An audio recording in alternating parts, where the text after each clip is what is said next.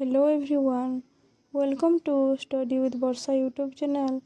तो आज आम पढ़मा षष्ठ श्रेणीर साहित्यधारा बहिर पर्वतारोही कल्पना दास विषय। कल्पना दास 7 जुलाई 1967 मसीह ढेंकानाल जिलार कुम्हार साही जन्मग्रहण करते। से ढेंकानाल जिलार कुम्हार साही जन्म होता 1967 मसीहा 7 जुलाई। पिता गुणनिधि दास एवं माता शैलबाला दास। माता नाम थिला शैलबाला दास और पिता नाम थिला गुणनिधि दास। पिलादिन कल्पना जड़े मेधावी छात्र थिले। से पिलादिन छोट दिन से गोटे बहुत भल छात्री थिले। 1988 मसीह ढेंकानाल महिला महाविद्यालय स्नातक डिग्री लाभ करथिले। यापर ढेंकानाल आईन महाविद्यालय 1991 मसीह वकिलाती पास कर जड़े उत्तम आईनजीवी भाव में ओडिशा रे निजको बेस परिचित कर पाते। से स्नातक डिग्री हासिल करा से 91 मसीह वकिलाती पास करथिले उत्तम आईनजीवी भाव में। ओडिशा रे स्वप्न थिला सुदूर प्रसारी हेले तांकर जीवन थिला बहुत बड़ स्वप्न। से परवर्ती समय से निजको जड़े पर्वत आरोही भाव प्रस्तुत कले। तापर से निजको निजे गोटे पर्वत आरोही भाव में चित होगापाई बहुत चेष्टा करथिले। कल्पना दास प्रथम थर 2004 मसीह 7300 फुट माउंट एवरेस्ट आरोहण करी प्रत्यावर्तन करे। से प्रथम थर करी इतिहास रचिथिले। 7300 फुट माउंट एवरेस्ट कि उच्चतम पर्वत शृंग एवरेस्ट सही पर्वत शृंग को से चढ़ी 2004 आरोहण करी पुनर्बार से प्रत्यावर्तन करथिले।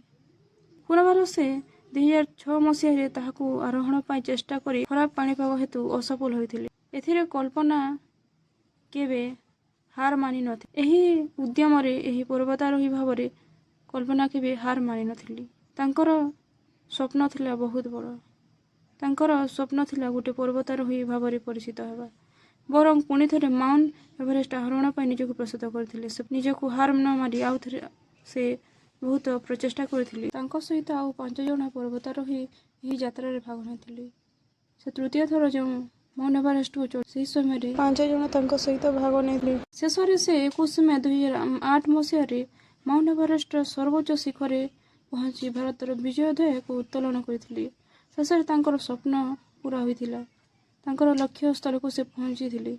माउंट एवरेस्ट माउंट उच्चतम पर्वत शृंग जोटा आम जानी उच्चतम पर्वत शृंग से प्रथम थर विजय ध्येय को उत्तोलन करथिले।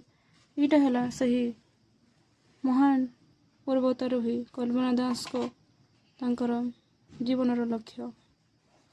कल्पना समग्र विश्व को प्रमाणित कले जे ओडिशार महिला माने दुस्साहसिकता कार्य आह्वान को सम्मुखीन होबार बेस सिद्धहस्त। अर्थात गोटे पुरुष हो कि महिला हो तार लक्ष्य पदरे केबे भी से हार मानिबा उचित नुहे। तार लक्ष्य जोटा से लक्ष्य आड़ को से कठिन परिश्रम करबा उचित।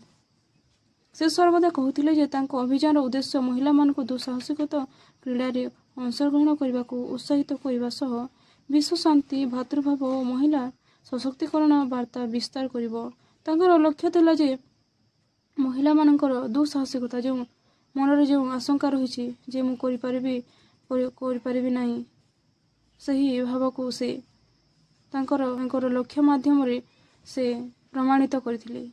एवं से माउंट एवरेस्ट सर्वोच्च शिखर से भारतर ध्वजा को विजय ध्वजा को से उत्तोलन करथिले। एटा हला सही महान पर्वतारोही कल्पना दास जीवनर लक्ष्य।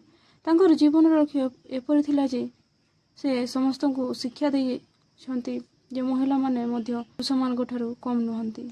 23 मई 2009 मसीह पुणी थे माउंट एवरेस्ट आरोहण करुवा समय अस्वाभाविक भिड़ हेतु अवतरण कला बेले असुस्थ हो जाते।